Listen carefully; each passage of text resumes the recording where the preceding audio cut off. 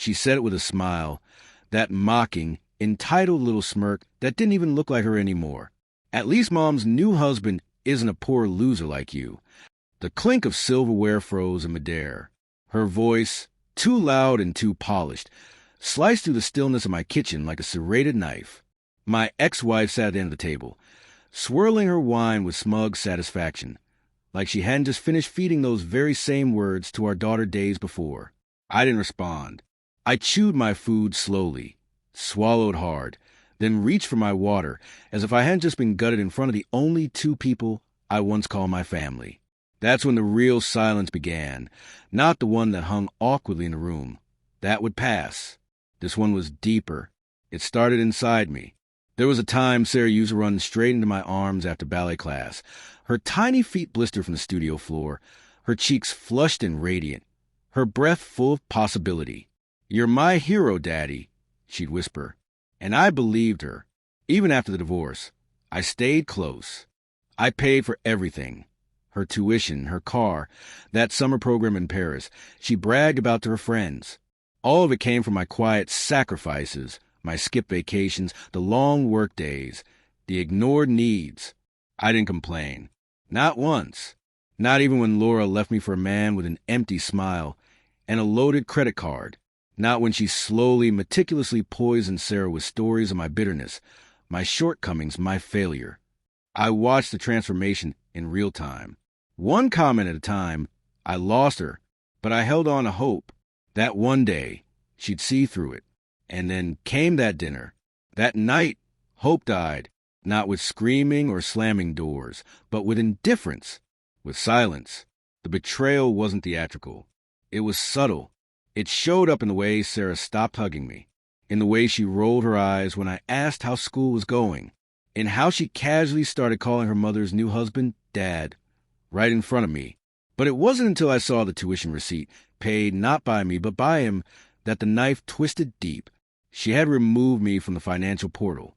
They had frozen me out, but not my money. That's when everything shifted. That's when I stopped hoping, stopped waiting to be recognized. They'd mistaken my silence for surrender. Laura had always believed I was too passive, too polite, too soft-spoken to ever challenge a life she'd rebuilt on my dime. She forgot I was the one who funded that life. She forgot I knew how it was constructed and how to dismantle it. So I began. First, I called the bank and froze the education fund. It had been opened in my name. Legally, it was mine. Laura had never read the fine print, just assumed, as always, that I'd keep paying quietly to keep the peace. Next, I called the dealership. Sarah's car was leased under my business account. I canceled the contract and had it towed from her school parking lot at dawn. Then I turned to her university account. I removed my access credentials, shut down meal plans, dorm expenses, book allowances. I had all correspondence rerouted to my private email. Sarah wouldn't be able to register for fall classes, not until the outstanding balance was paid. And I waited. The panic hit at exactly 6:43 p.m. Laura called first. Her voice was trembling, trying to sound angry through the fear. "What did you do?" Sarah called me crying. "She's stranded. Her car isn't working. It's gone. What the hell is wrong with you?" I paused, took a breath, then answered with a calm that only comes when you've had enough. I stopped sponsoring disrespect. You can't just... I can. I did. And I will again if you keep pushing. The silence on her end was exquisite. "You're punishing your daughter." "No. I'm teaching her that actions have consequences, just like yours did." She hung up. I smiled, for the first time in months.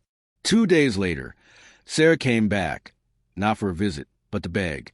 She stood on my porch, eyes puffy, nails chewed down and nothing, dressed in clothes I didn't recognize, probably borrowed.